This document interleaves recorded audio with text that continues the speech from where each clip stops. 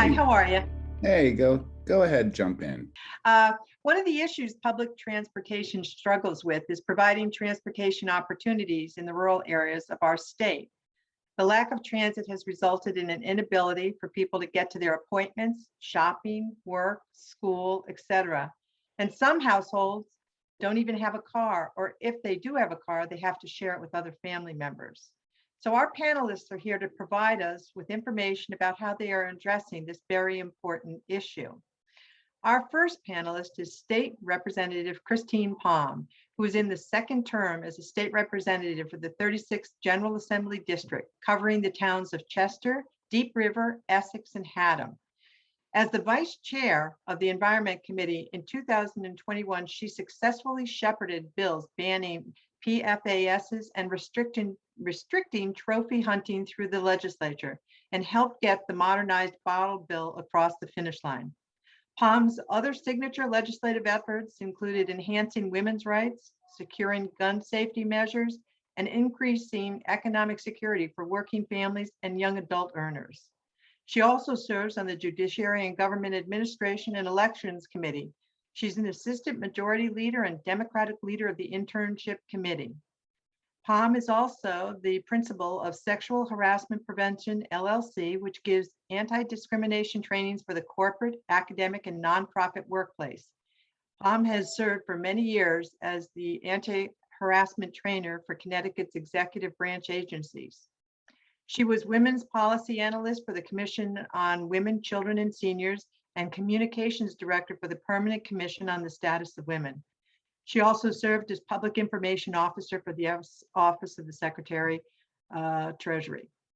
So welcome, Christine. We're really looking forward to hearing your presentation.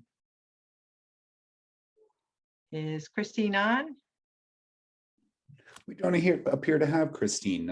Perhaps let's move on to our next presenter. All right, then we'll go on to our next panelist, who is Michele Brooks. Michele is the Vice President of Transaction Associates and has more than 27 years of experience in the transportation demand management field, including forming and managing transportation management associations, working with boards of directors, conducting research projects, and providing training and education. She has experience organizing large-scale surveys and implementing commuter programs that encourage employees to consider alternatives to driving alone. Michele has also developed shuttle programs for TMAs, employers, and communities, including planning and route design, implementing ticketing and tracking technologies, and monitoring operations. She has worked with programmers to develop user-friendly websites and designers to create engaging marketing materials and logos. Michele is currently organizing an annual conference and a bus rodeo for the state of Connecticut's Rural Transit Assistance Program, overseeing a unique shared central dispatch call center for 5 councils on aging, and launching new technology initiatives at Transaction Associates. So welcome, Michele. Very excited to hear your presentation. Thank you. It's great to be here. And Sahar, were you going to share slides? Yep, I'm pulling up the screen share right now. Okay, awesome. So I'm gonna set the stage for us a little bit today. And some of my most recent work in the last 8 years has been with the Connecticut Rural Transit Assistance Program. So some of the information I'm going to share from you is sort of pulled from there, but it's also pulled from outreach that the National Rural Transit Assistance Program, National RTAP, has done in rural areas around the country. So I'm going to try to just give us some context for the rest of our rural conversation.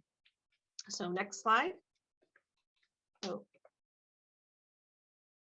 And next slide. So that's just, you already heard a little bit about me.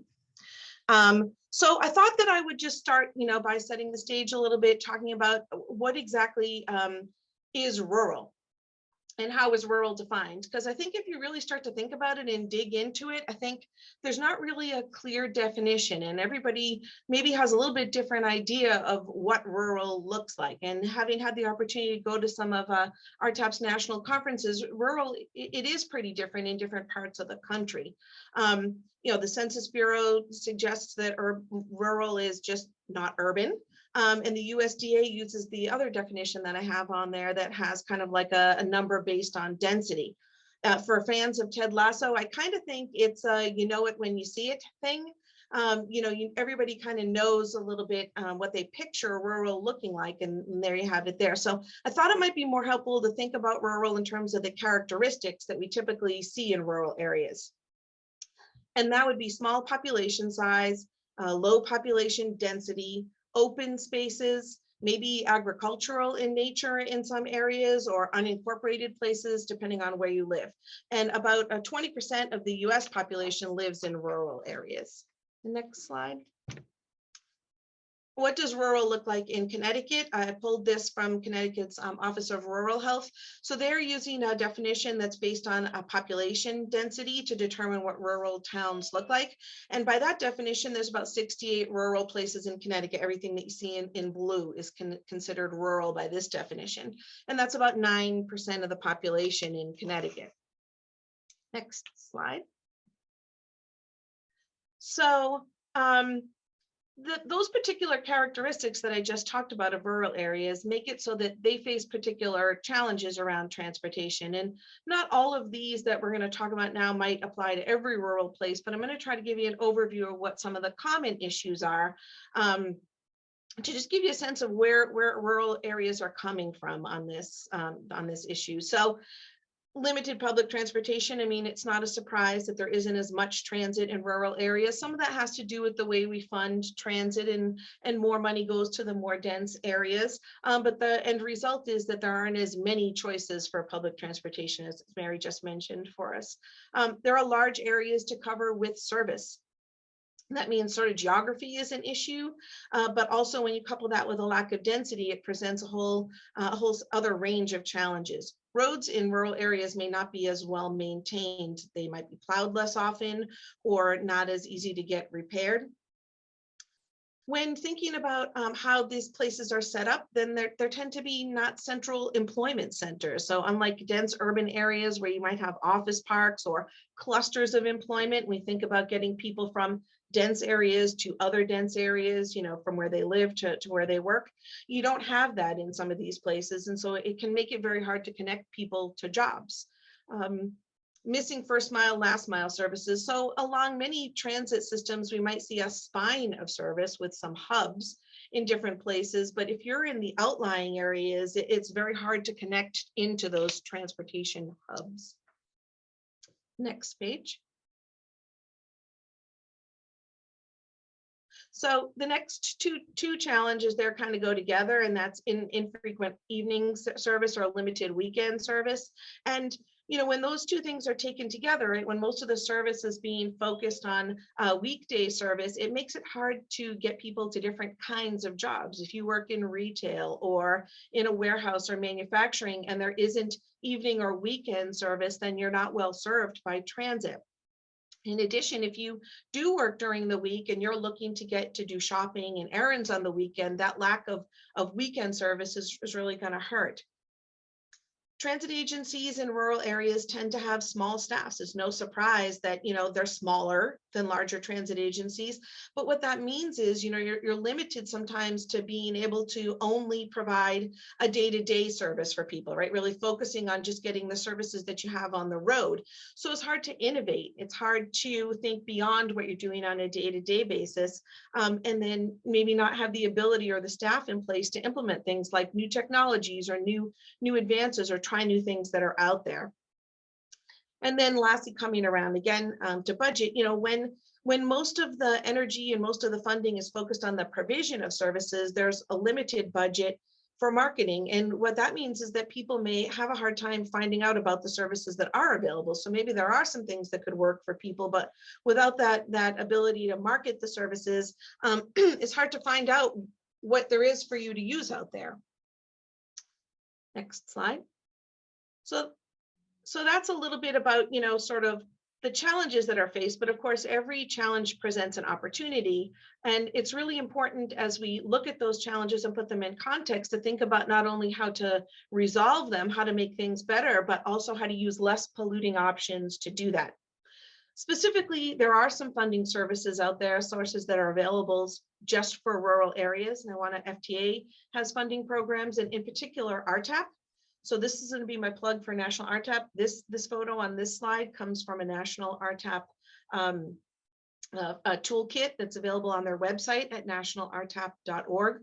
Then National Rural Transit Assistance Program really provides a lot of training and technical assistance and a tremendous amount of resources. I strongly encourage you, wherever you are, to take a look at the resources that are available there. And of course, under National RTAP, there are state RTAP programs, and there's a great RTAP program that we have in Connecticut that provides a whole range of resources, and that's at ctrtap.org. So I encourage you to check that out as well. Of course, under RTAP, under FTA, under the USDA, there are grant programs available. So looking for opportunities in rural areas, there are places out there to find funding to go out and try something new and maybe get the assistance that you need to do that. There are innovative programs happening. There are places out there that are trying things with electric vehicles, microtransit. I think Joe's going to speak a little bit about some of the programs going on in Connecticut, but Massachusetts as well is looking at some doing some microtransit projects, and that's a great way to try something different. And then in general, there's just been a ton of new technology that's out there that can help with managing resources and different ways to approach the challenges in rural areas. So every new project that we try, every new project that any rural area tries gives us lessons learned that we can apply. So I think now we're going to hear from some of the others on the panel about their projects in particular and put some of this into context for you.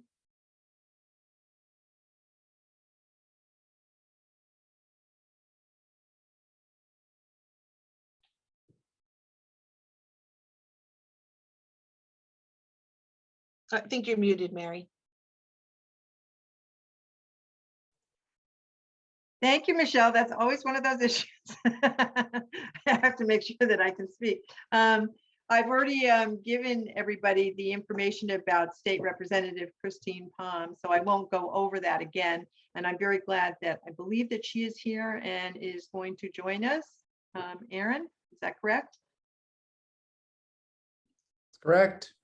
Okay, great. Yes, I'm here. Thank you. It's Christine. I'm here. I had a little trouble logging on. I'm sorry. Thank you, Mary. Hey, I've had the same problem at times. Thank you so much for joining us. It's very nice to see you and meet you. And go ahead. We're very excited about having you.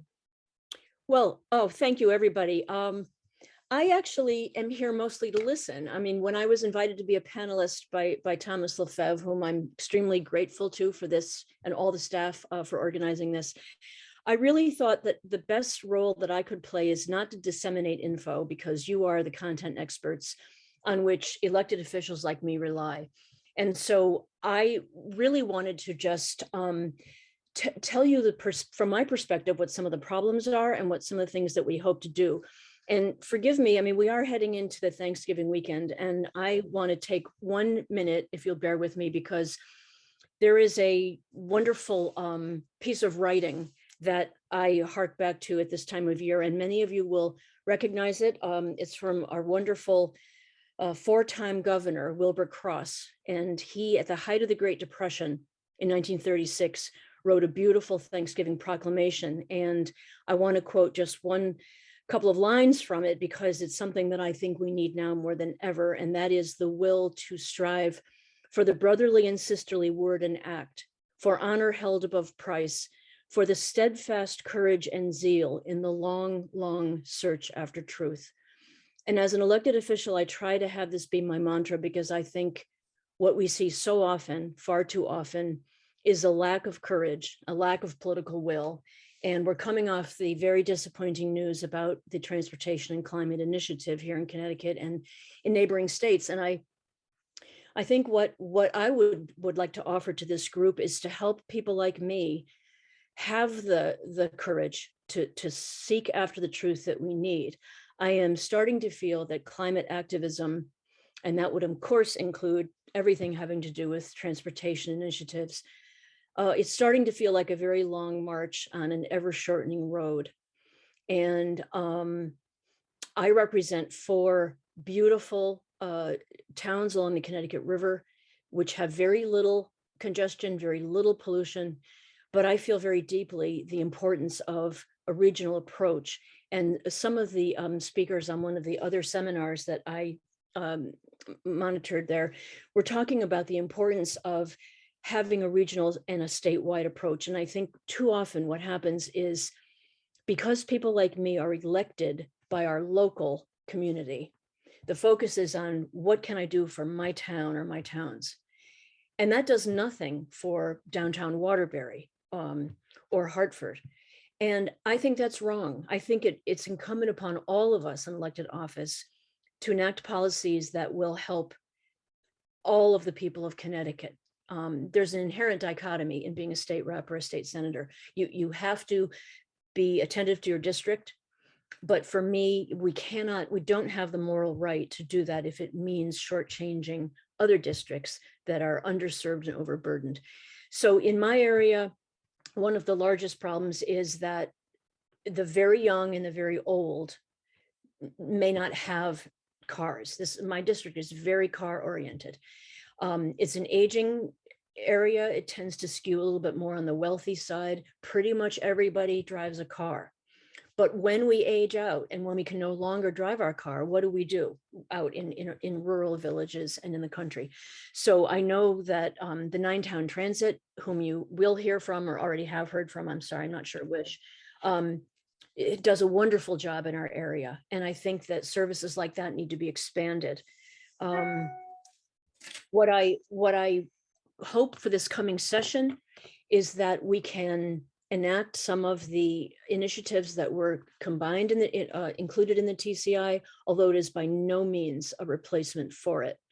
And I guess, the last thing I would say is that the name of this summit is moving forward, but I do think we have to start by looking back. And the first Earth Day was 1970, I believe. And I mean, I was 14 years old. And I remember it very, very clearly. And a lot of us have been at this for a very long time. And some people are shocked to remember or to learn that it was actually Richard Nixon, whose administration instituted the EPA and the Clean Air Act. Now it has become so highly politicized that the parties don't talk to one another nearly enough about climate activism and mass transit and carbon reduction and all the things that we know we need to do. So I think we need folks like you to help folks like me work better together and not to have so much of the blah, blah, blah that Greta Thunberg is so right in quoting, and more of the action. So coming off the heels of the TCI disappointment, I just want to say we're going to roll up our sleeves and go back at it. It may not happen this year. It needs to happen. And all of those initiatives, we need to find the money somehow to do them. And mostly we need to find the steadfast courage and the zeal in the long, long search after truth. Thank you for all your work. Thank you very much, Christine. I was just wondering, do you get calls from your constituents about the lack of transportation for them? Well, as I said, we do have this wonderful 9-Town Transit. Right. So I'm fortunate in that I'm in Middlesex County, and the towns that I represent, which is Chester, Deep River, Essex, and Haddam, are all served by that wonderful service. We certainly do get calls around voting time for rides to the polls. Yeah.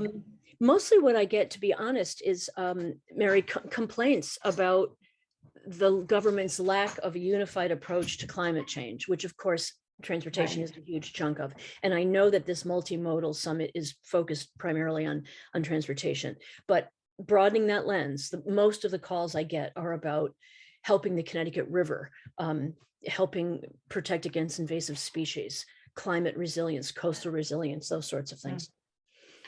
And it's interesting because the state of Connecticut is definitely promoting electric buses. And they've, Bridgeport has been a leader. They have, they've been using them to great success, actually. So that's pretty interesting. And I know from my town, I live in Canton, and I talked to my first selectman, and they're trying to do a kind of a commuter bus between our towns, just a local thing, because there is an issue. I'm one of the towns that isn't served by public transportation, except a commuter bus. Excuse me. So anyway, well, thank you very much. I really And appreciate you're it. welcome. And Route 44 can be a nightmare. I mean, I think that over Farmington, Route 44 into Avon, a lot of those congested areas, and certainly my colleagues who serve the Fairfield County area, you know, if people had to endure that kind of traffic every single day, I think maybe TCI would have gone through, or we would have better transit consciousness. And thank you again. I think it was Michele, somebody brought up the importance of access to jobs. You know, Right. we could have the greatest and most accessible jobs in the world, but in my area, the Shoreline East, which is a wonderful train from New Haven, you know, it plunks you off in Old Saybrook. And then what do you do for the next 4 miles until you get to the factory or the job? So I think that when we talk about affordable housing, Right. job creation, all of these things are part and parcel of helping an infrastructure that has better mobility for everybody and in a culturally sensitive and accessible way, not just those of us who own cars. And I think the transit districts have really worked hard to work with their local communities when, you know, some new businesses coming in, because typically in the past, some of these businesses have built their, you know, factory or their office outside of the public transportation corridor, and then called and said, well, you know, I have all these employees that want to get to work. No, you know, you should have checked that out before you decided to build out in the middle of nowhere. Well, again, and when you think about the historic model, somebody like Sam Colt building his Yes. factory down in Yeah. the South Meadows, he also built housing for his employees. You know, there was transportation. So that's a model that's long since gone by the wayside. But rather than have people captive to the corporation, which I'm certainly not advocating, I do Right. think it's incumbent upon all of us to find ways to make arteries where people could actually get where they need to go.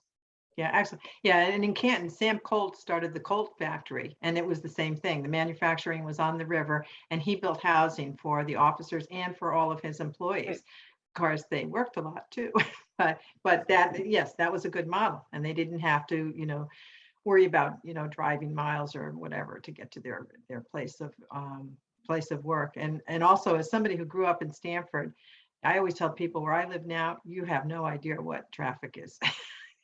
Stamford is just impossible now. But anyway, thank you so much, Christine. I'm so glad that you pleasure. were able to join us. And, you know, I look forward to further comments during this session. All right. And next, I'm going to introduce Gloria Huerta. I hope I'm saying that correctly. She's the Carshare General Manager of at Mobility Development, and very excited to have her. She is, let me just look here. She currently coordinates the operations and member services of MyoCar, Good to Go, and FlowShare EV car sharing programs. Her primary focus has been on the development, deployment, and management of MyoCar's electric vehicle rural car sharing program that is currently operating in 8 locations throughout Tulare and Kern counties in California. She was someone who grew up in Orosi, and I hope I'm saying all of this correctly, and I apologize if I'm not, where the MyoCar is available to residents. Gloria has been able to see the impact that has had in her community. And I actually went on her website. It is pretty amazing. Prior to this role, she worked for 5 years in social service organizations in Connecticut and has contributed to the development and expansion of 4 programs in the nonprofit sector. She holds a global MA in international relations from Webster University and a BA in ethics studies and international relations from Mills College. Gloria, welcome to our panel. Hello, can you guys hear me? Yes, we can. Oh, perfect. My apologies. I'm actually on the ground doing some operations, so you will that's get great. to see you'll get to see me inside of the car. So hard. Did I say your name correctly? Because I hope I said it. No worries. It's Okay. Gloria Huerta. So no worries Thank at you. all. I did have some slides, and I was wondering if someone will be putting them on the screen, or if I should just share my screen. Erin, I believe somebody is sharing the screen. I believe she already gloria sent the slides. Sahar, correct? Sahar, is that something you have? Gloria, in the interest of time, if you feel comfortable sharing, why don't you go ahead? Okay, that's fine. Great. Give me 1 second.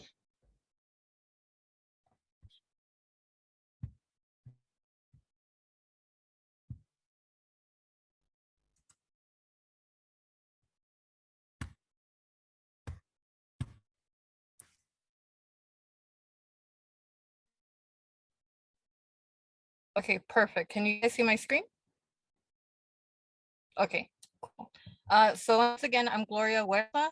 I am the MealCard General Manager for Mobility Development. Buenas tardes. Thanks for having me here. I'm really excited to talk to her because this is something that is very dear to my heart, just because I did grow up in a rural unincorporated community. It is called Orosi, and that's actually one of the locations of where we have some of our vehicles. The MealCart team consists of hiring local coordinators and fleet staff. So everyone that is currently involved in the operations and member services of MealCart in the San Joaquin Valley of California has some ties to this area. We're a California-based nonprofit, and we also handle all of our customer service in-house, and we have our bilingual team available to assist their members with any membership questions, as well as any reservation issues, vehicle issues after hours. So we're on call 24 hours a day, 7 days a week. And something unique about MealCart is that we strongly believe in getting our community's input. So even the name MealCart came from focus groups that were done in the areas that we're serving.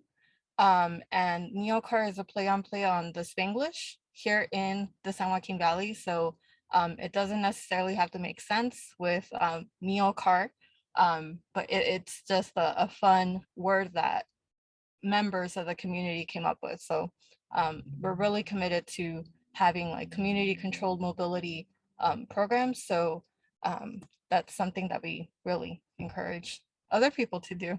MealCart can, if you wanted to be a member, you can either sign up by going online or by downloading the MealCart Networks app.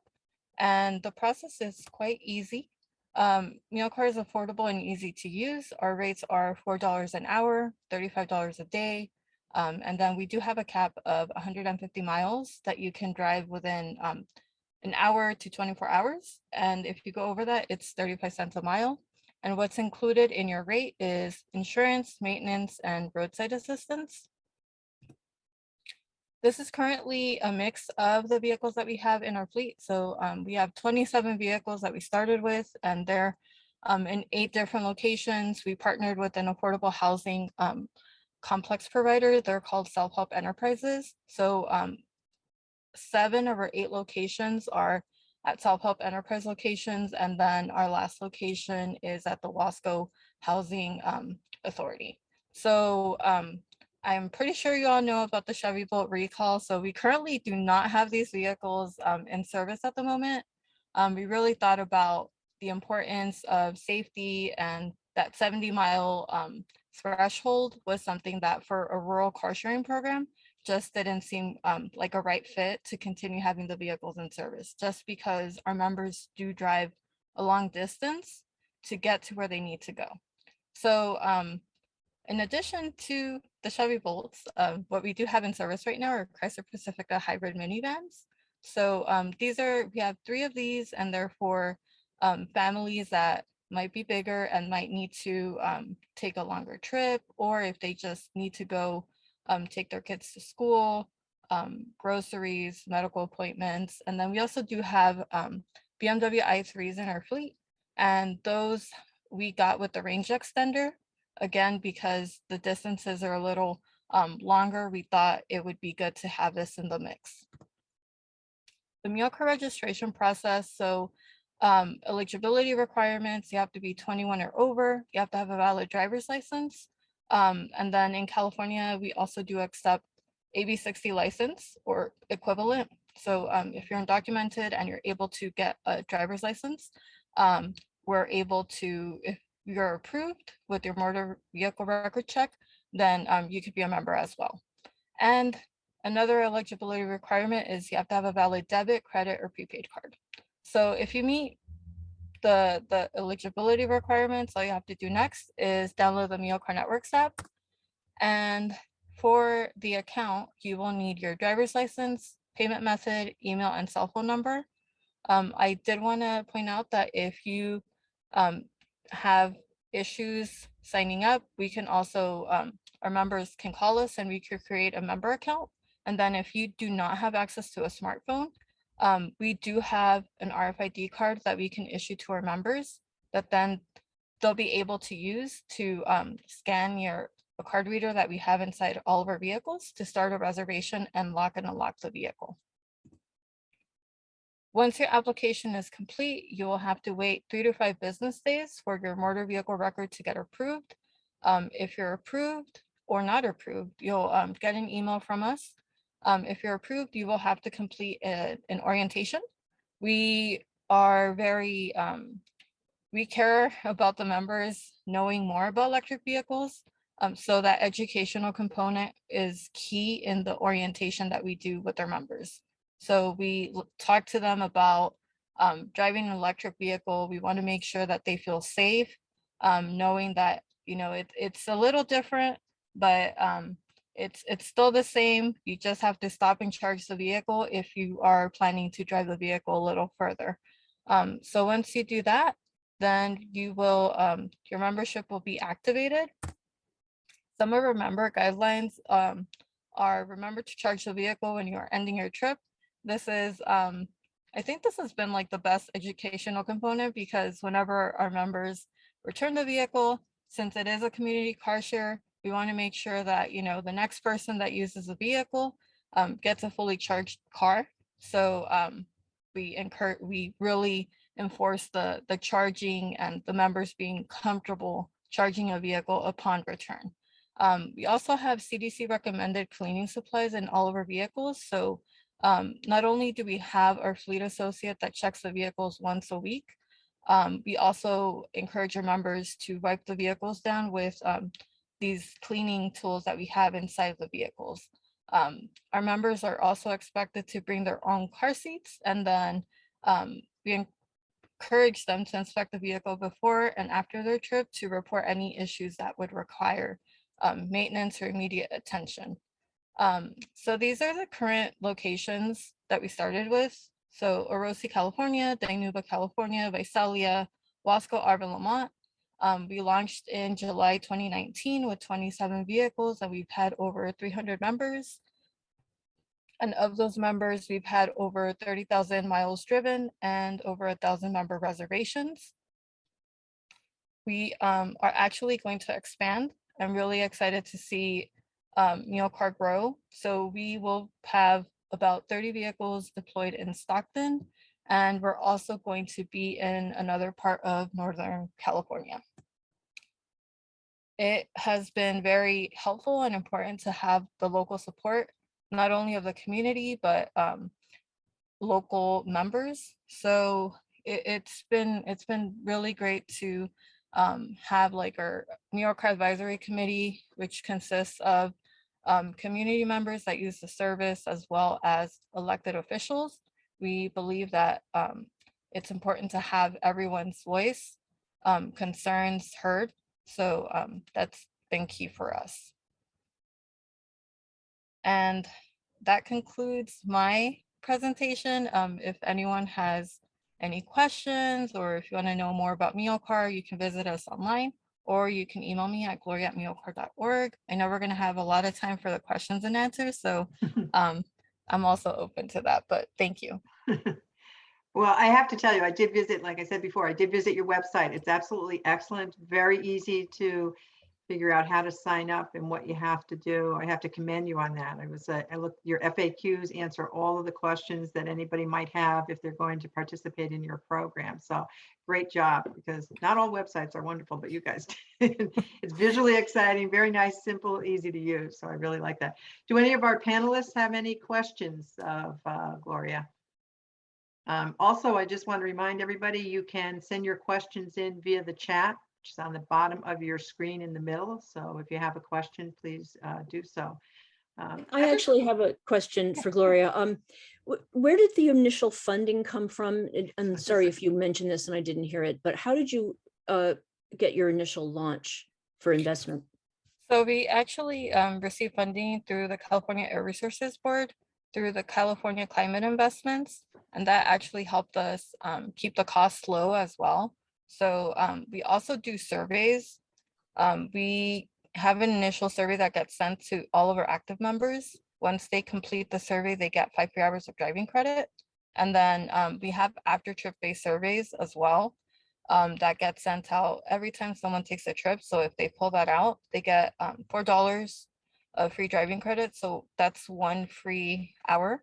And we have a super member that has taken over 500 trips just with that promo code. So they use the service for more traditional car share, where they take the vehicle for about an hour, 2 hours, take their kids to school, go do just basic, like go get groceries, things like that, as opposed to the rest, like majority of our members that have non-traditional car share. So it's more, we see members that prefer to take trips that are about a whole day, just because the $35 makes a lot more sense for them to schedule their appointments for 24 hours and then return the vehicle.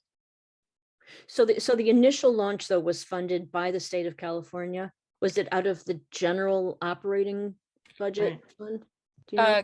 California Climate Investments, cap and trade. So there was funding there, and that's been helping us to expand.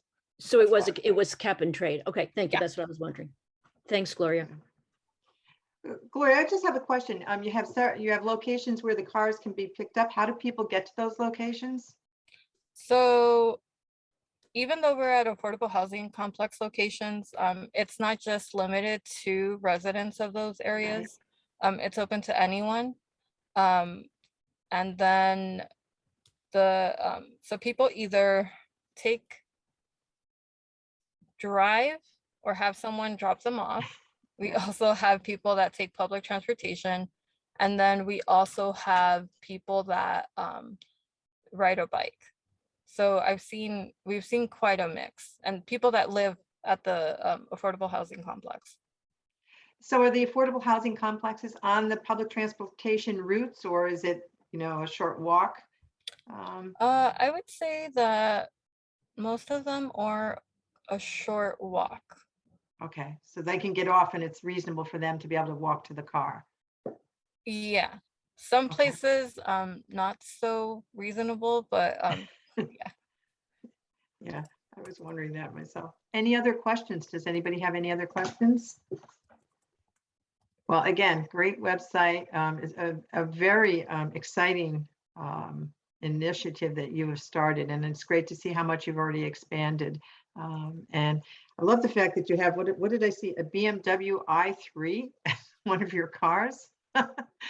You don't have that kind of car in this kind of initiative, but that was pretty exciting.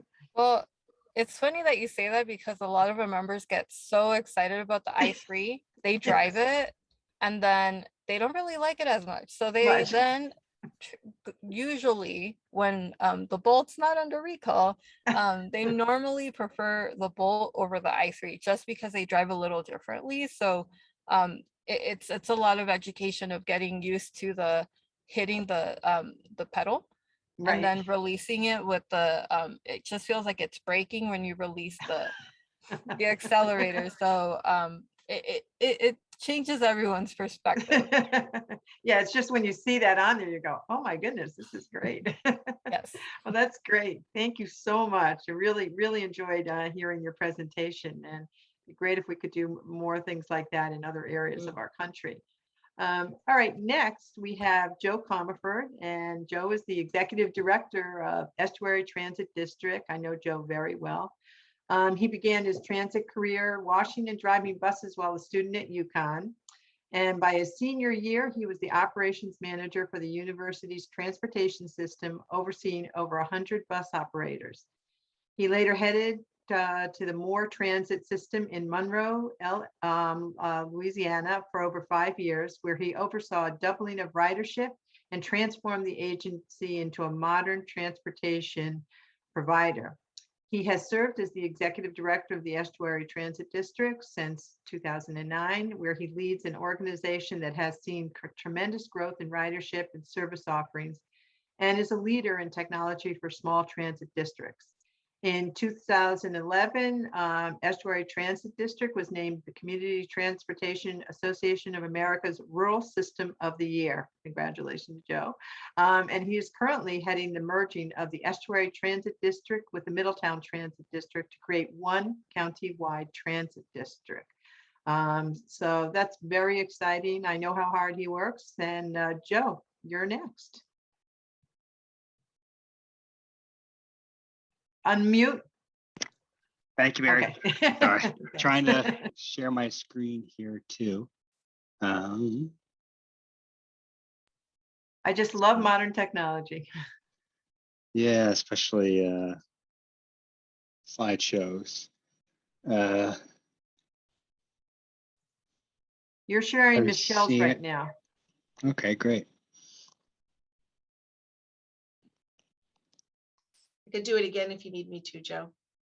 Yes. I was yeah, I was cheating and looking at yours just to make sure you're saying the same things as me in terms of challenges. All right, I don't know why it's not wanting to show, but let's try that. Are we seeing it now? Yes, now we are. All right. I Hopefully when I see you go guys. to the slideshow. Yeah, you both use the same format, the same colors. That's why. Yes. Are you still seeing it? Yes, Or are we you are. seeing this weird black screen? Nope, we're seeing your. I'm seeing it. I'm assuming everybody else is. Okay, yes. good. All right. So sorry about that. The two monitors always throws things off. So to start with a little introduction about the Estuary Transit District. I don't know if everyone knows who we are. So we're a quasi-municipal entity created under state statutes and created by the towns of the Lower Connecticut River Valley, which is kind of the old Saybrook area, if everyone is familiar with that, and 13 towns in total.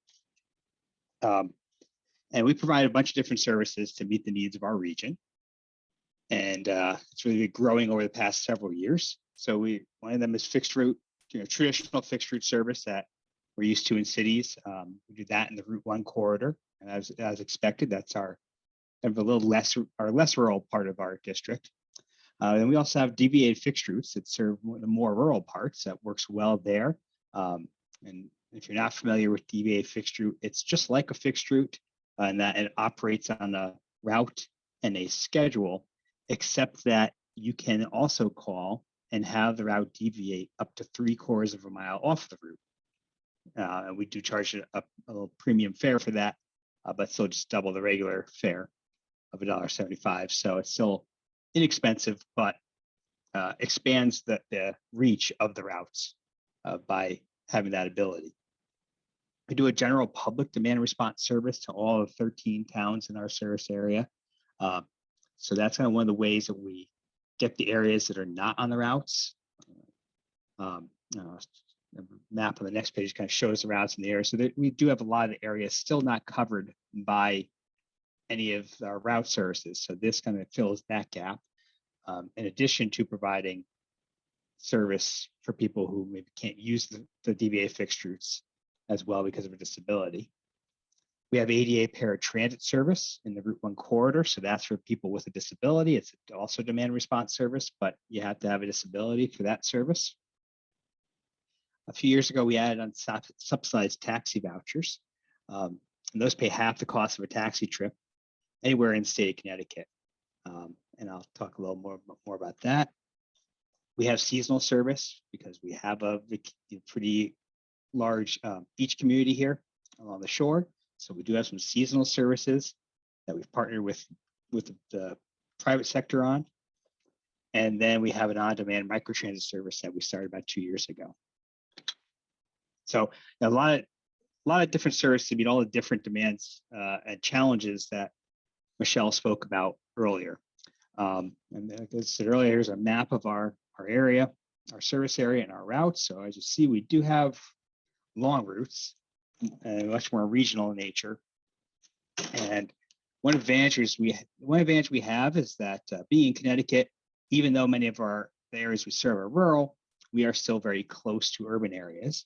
So we're able to have service that connects to transportation hubs near us, like in Middletown and New London. And even in Madison, we connect service out to New Haven. So we have a lot of connections, but our routes are definitely a lot longer. And there's still a lot of area, as I said earlier, that is not served by routes. So those areas, we do that general public demand response or the taxi vouchers, depending on where they're going. So one of the things we've been working on, I didn't want to recap all the challenges Michele said, because that's certainly all of them very much apply to us. And in addition, we've seen a lot of new challenges. So some of those, back a few years ago, we had challenges of trying to get people to employment centers. That was one that Michele mentioned.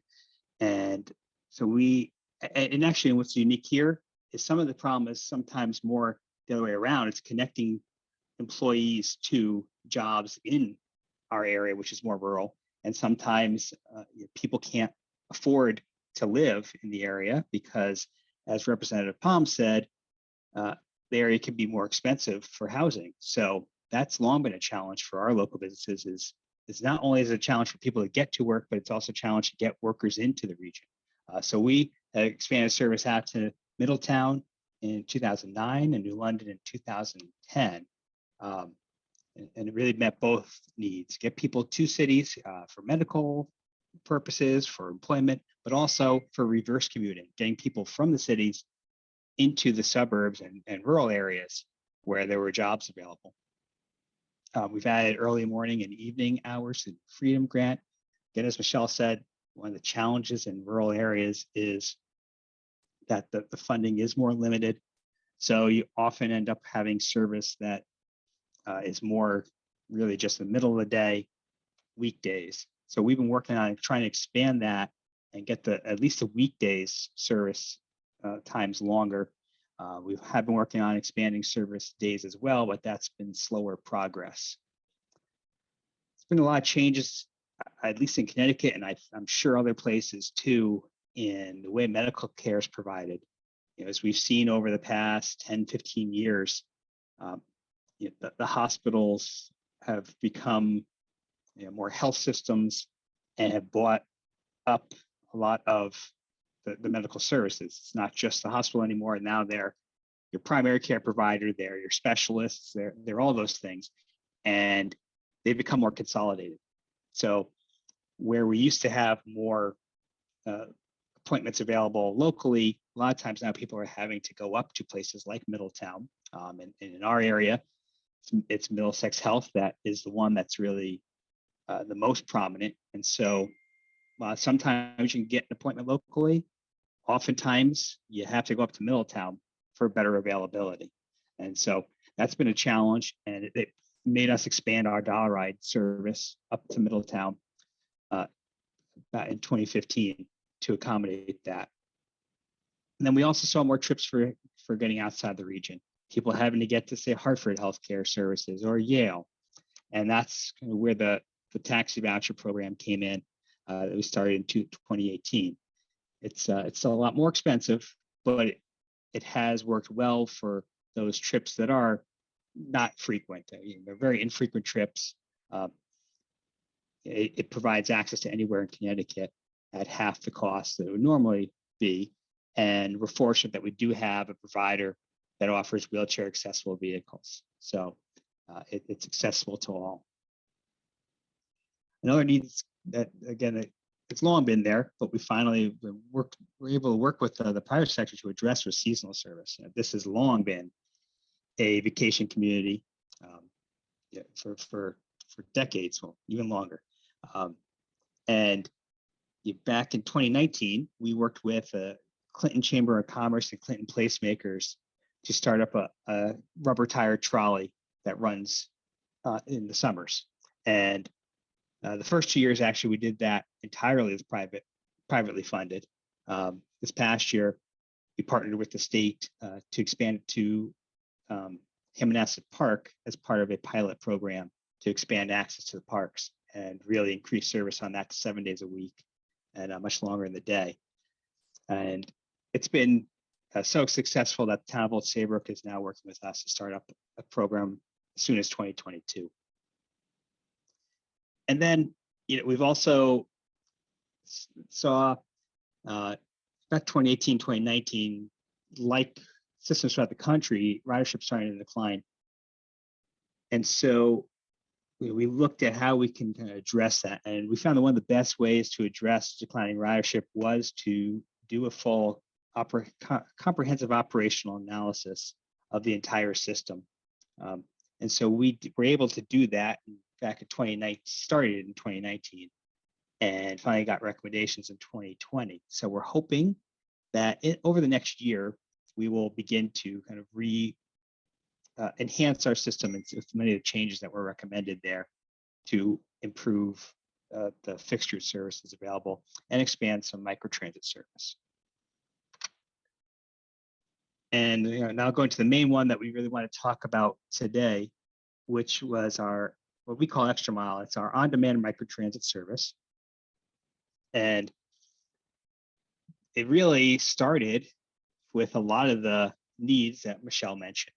So started because there was a concern from local businesses about having a first mile, last mile connector in Old Saybrook. We're very fortunate, as Representative Palm mentioned, that we have commuter rail in our community. It's not often in more rural areas. So it's a very fortunate resource we have. However, as Michele mentioned too, just like other rural and outer suburbs, our employment centers are not true employment centers. They're spattered around, and that's certainly true in Old Saybrook and in Westbrook and those areas around those train stations. So again, as was mentioned, you could get to Old Saybrook, you could get to Westbrook, but then getting to your final destination is a challenge. And trying to meet the trains on the bus service side is a challenge because the buses are timed to meet other buses. So it's very hard to time to meet buses, but also trains. And our train schedule changes very frequently. So that's another big challenge. And you really can't change people's bus schedules frequently. We were looking for an innovative way to solve this issue. How do we provide a first mile, last mile connector in a place like Old Saybrook that doesn't end up with a long loop that's an hour headway, because people just aren't going to use that. And it was right about that time that we started to learn about microtransit, and we thought that was a real possibility for solving that problem. Hopefully I have a slide on what microtransit is. But what microtransit is it's like an on-demand service, but it also could be a fixture. It could be many things, actually. But the way we've done it is as an on-demand type service. But what's different from traditional on-demand services is that instead of having to call at least a day in advance or longer in some cases, you request it right when you want it. And it's really designed to utilize technology just to do your schedules, ideally through a smartphone. So that it works a lot like a transportation network company. But what's different is that we also have the option for people to call in. We operate accessible vehicles, so people of all sorts of abilities can use it. It's very low cost, or for us right now, it's still free. And it's open to anyone in the public.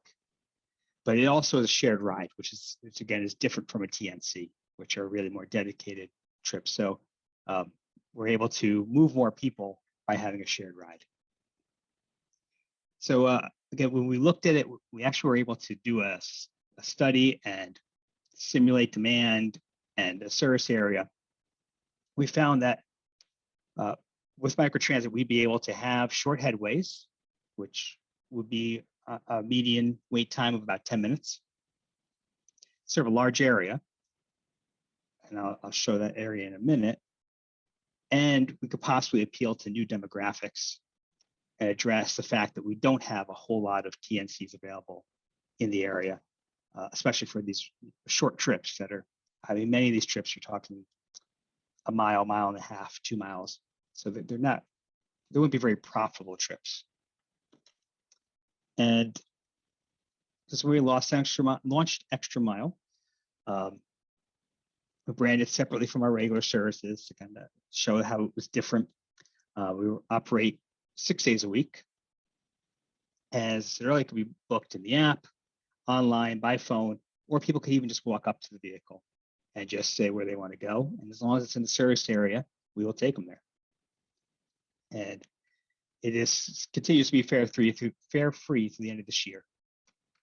The service area is all about Saybrook, parts of Westbrook, and a little bit of Essex. So it's a pretty big area. Those little green circles are actually what we found to be major trip generators. A lot of them are employers and train stations.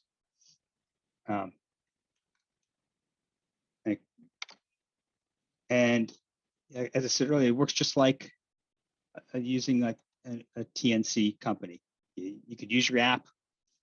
You can book it all right through there. You get a little alert that the bus is on the way. You get a text, even if you call by phone. If you give us a smartphone number or a cell phone number, you'll still get an SMS text message, even if you don't have all the features of the app and a smartphone. You can still get that text message that will say that the vehicle's on the way, and it will also tell you when it's about a minute out and when it's sitting outside. But if you had the app, you could even see it live, see exactly where it is, and watch it. And the results have been extremely successful. Since we launched in May of 2019, we've had 30,000 trips, and they continue to increase every month. We see an average of about 3.8 trips per hour, but the peak hours we can get as high as 6 trips per hour, which is incredibly high in the demand response world. Our median wait times are 11.7 minutes. And the median trip length is just about 7.6 miles, which for our area is pretty low, because we do cover, with our other services, they can be a lot longer. We also have studied who's using it to kind of understand who's using it and how. 25% of the riders are completely new to our system, haven't used public transit in the past. So we were very happy about that. More what we call choice riders, in that only 31% say that they're using it because they don't have access to a car, which is much lower than our normal services, which are at 57%. 25% are 18 to 25, which again is better than our other services. So we're getting a younger audience. And interestingly, it's a lot more female than our normal ridership, 55% versus 42%. And that one we don't really know exactly the reason why, other than anecdotally we've heard that many people, particularly women, are more comfortable using a service like this than a TNC where they don't know who the driver is and what the vehicle is going to be like. They're a little more concerned than using a public transit system.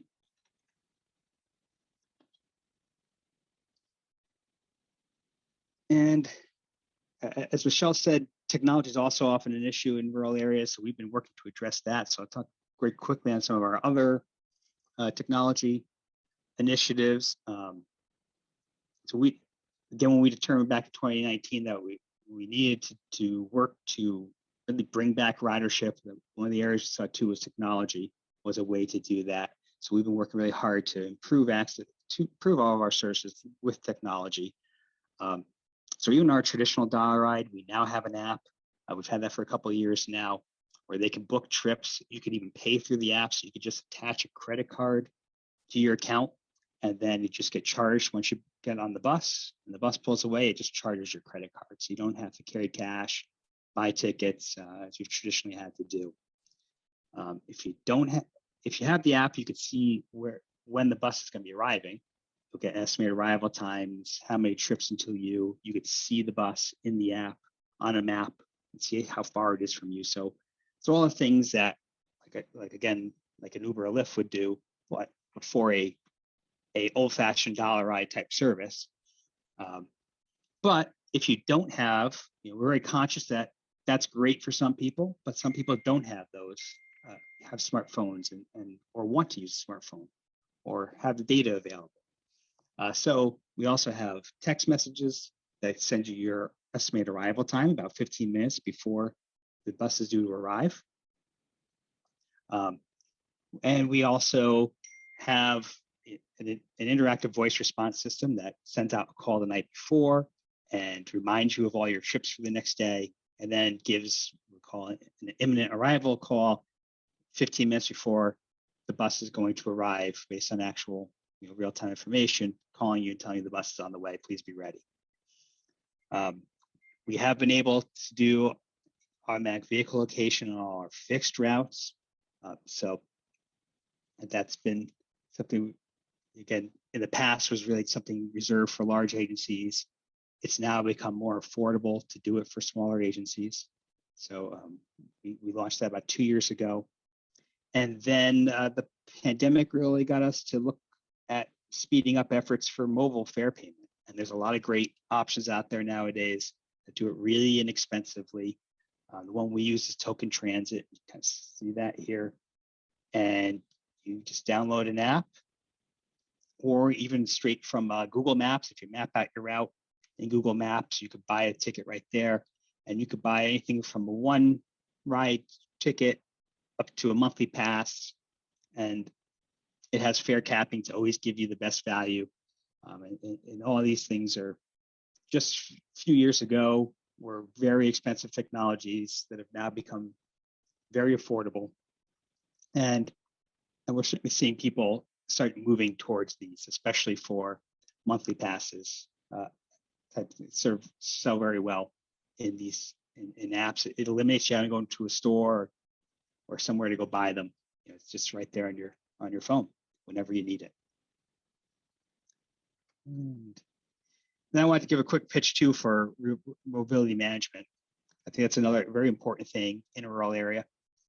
It's not something we have directly, but we have a regional mobility manager that's funded by the state of Connecticut for our region. It's for the whole Greater New Haven region, which we are grouped in with.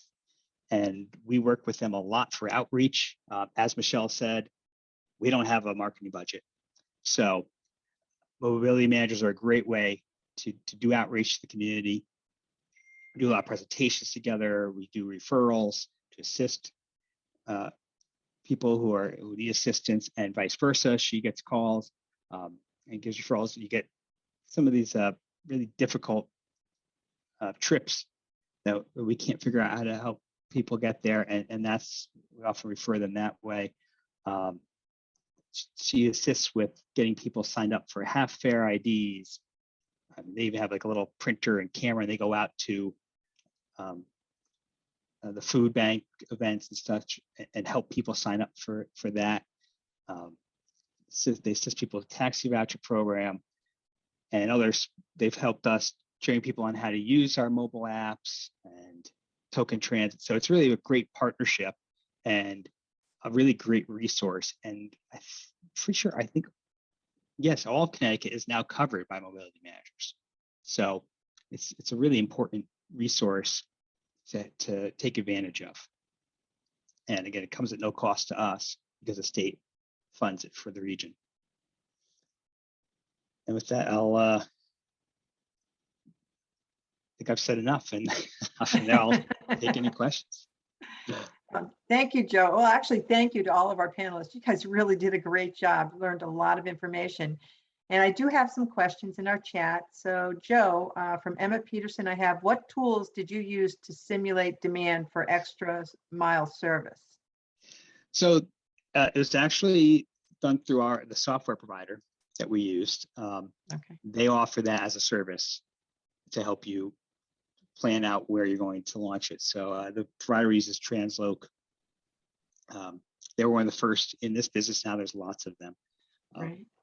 But part of their initial pilot program that they offer is that it's a 6-month use of their software, and it includes all the demand modeling and simulation.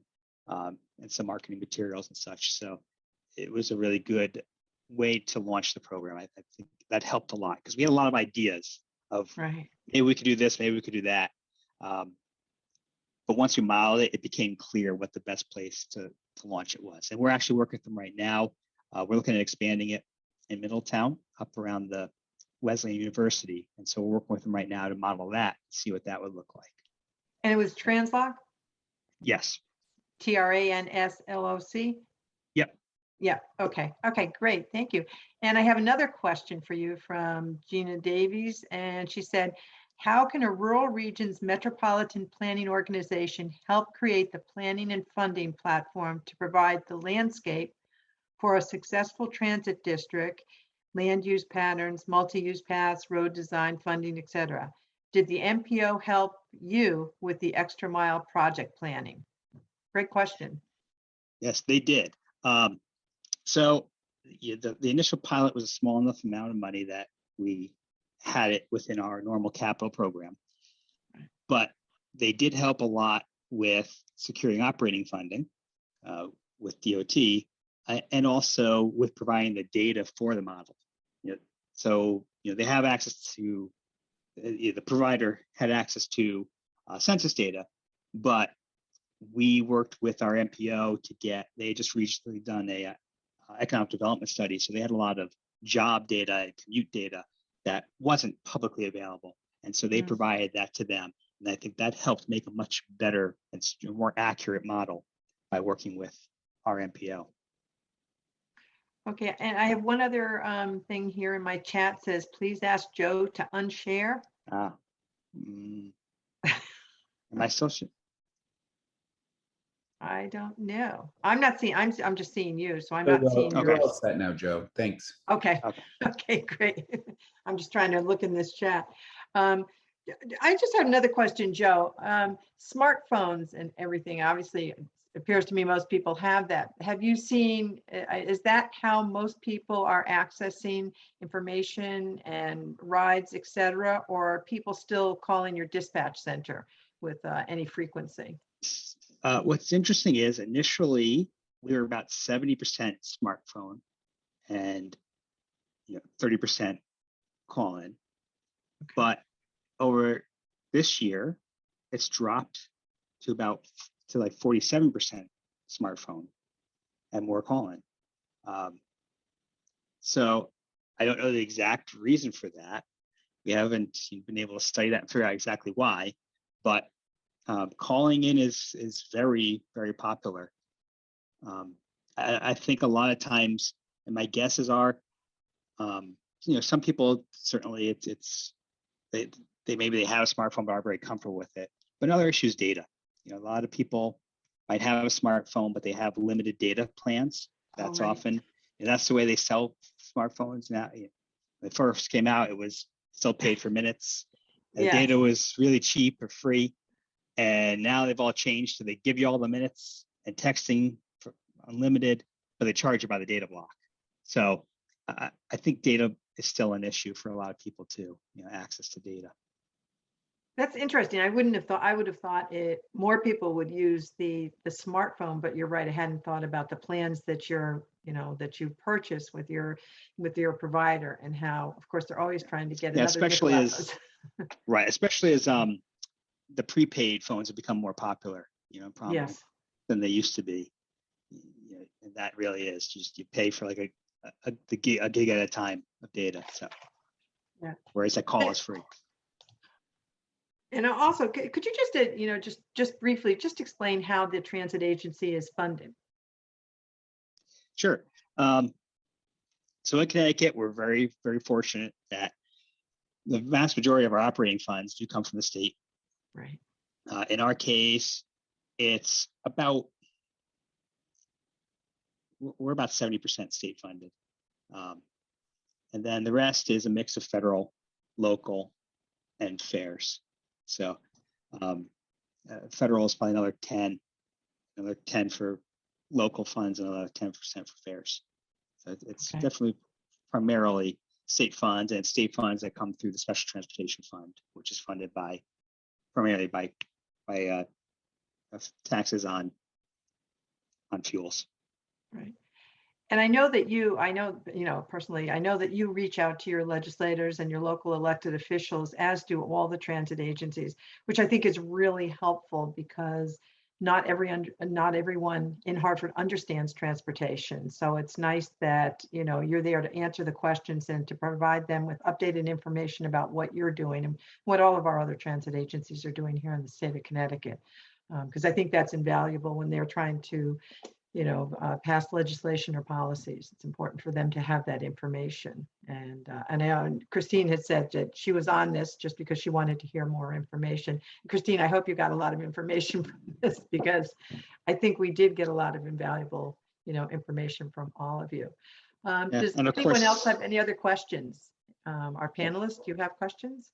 Anybody? Well, I'll just add Christine mentioned questions of how is what the state can do, and certainly, as many have mentioned, the urban areas definitely do get more of the attention on bus transit, and for many reasons they should.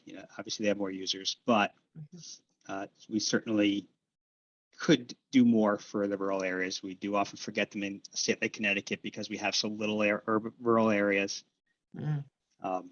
Certainly most of our attention is to the urban cores and the inner suburbs.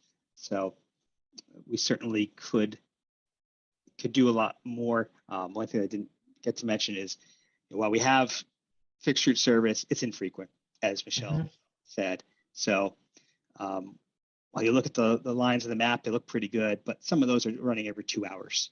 And we really need to do better if we want to have anything that's beyond just a lifeline service that's not very usable to many. So we definitely could expand service more, but in a way that still makes sense for a rural area. It doesn't, not terribly expensive and overboard, but. And one other question, we're still in this pandemic, although certainly more people are getting, vaccinated. And although it is a little disappointing to see the Connecticut rates are rising recently, can you just briefly talk about what all of our transit agencies have done to address that, and how has ridership been? Are you seeing ridership come back? Yeah, it's been quite a roller coaster. Year and a half.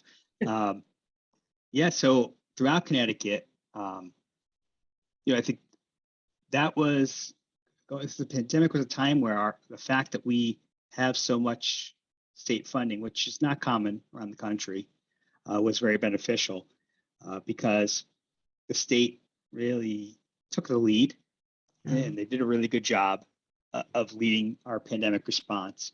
So one of the things that they did, and we all really agreed to, was that we were going to run through the pandemic. We didn't stop service. We might have, cut back where things, particularly demand response, where we just weren't getting calls, so we didn't need to have the bus ready. But we never cut anything, which is very different from many states. Some states still don't have all their service back to pre-pandemic levels. So that was, I think, important because a lot of people we transport, they were the essential workers. They're the ones going to the grocery stores, going to Walmart, going to those jobs that were critical when everything else was shut down. We were moving less people, but the people we were moving needed to get to their jobs or needed to get where they were going. It was absolutely critical that we kept running for those people, despite the fact that there were much less people out there. We also eliminated fares for a period from March through October September. of 2020. Oh, yeah. It was mid-October or some early October, as we kind of were figuring out exactly what the best precautions to take were. We were all learning. We were really quick on getting driver barriers installed to protect our drivers. Again, statewide. This was something we all did statewide together. I mean, it was a really, really good partnership together. As we all worked together to learn as things, new information was coming in regularly. And I think it's positioned us in a very strong place to come back quicker. As I said, we didn't cut service. So we were in a good place when things have gone up and down, and ridership has gone up and down with the reports of how the Right. transmission's going. So, in summer 2020, we were starting to see things get back almost to normal. And then when things got bad in the holidays, it took a dive again. And then it, just really, it seems that, interestingly, the services in Middletown are being slower to recover than down at Estuary, which in September, we saw our first month above our 2019 numbers. Since the pandemic started, we were actually higher. A lot of that's being led by our microtransit service, the Action Mile. That is just, it only dropped for a little while during the pandemic, and then it continued, then it grew. So it has remained extremely popular, and coming out, it's growing very quickly. So those types of newer and more innovative services are what's really leading ridership growth, which is kind of what we expected was going to happen. Fixed routes are being slower to come back. Listen, that comes from when you rode a bus as a child. It came to your door. People just have never gotten over that. That's what everybody would like. I don't know if anybody else has any other questions, comments, or anything. Really, all of you provided some really wonderful information. I've been trying to take notes while I've been listening to this, which is always difficult, but I learned a lot myself. I hope everybody else who's been on this has learned a lot, and we have a few more minutes, and if we don't have any other questions, I guess people could take a Mary, break. There was a question that came up in the chat earlier and it went by, so I apologize that I didn't see it, but I think, it can be, I wanted to make sure to mention that the National RTAP website does have a section of the website devoted to tribal transit. I think the question was about Indigenous communities and their special relationship with rural connection. So there is a separate section of the RTAP website, if you go to the National RTAP website, that is specifically dedicated to tribal transit and tribal transit programs. And there are funding programs available there as well. So if somebody had that question in particular, I think they can look there for some resources. Thank you, Michele. I guess I missed that. I have this chat. I think it came up earlier and then it seemed like the chat reset. So yes. Well, thank you for doing that. I'd also urge everybody to visit Gloria's website. That's some exciting news out there in California. Christine, I hope you got a lot of information for when you're up in Hartford. And don't forget, transportation is so important for the state of Connecticut. But thank you, everybody, for being here, for participating. Thank you to the panelists, and thank you to those who listened today. Good evening, everyone. My name is Valerie Fernandez. I got involved in sustainable transportation and environmental justice as a transport rifle ambassador. Now I'm currently a sophomore at the Connecticut State University studying criminology and sociology to become a lawyer. I want to thank you all for attending to our summit. I am so glad that you were able to join us today in this stimulating discussion. Please let's stay in touch. You can sign up for a newsletter, you can attend to our events, and even sponsor or work for us if interested. We hope to see you around.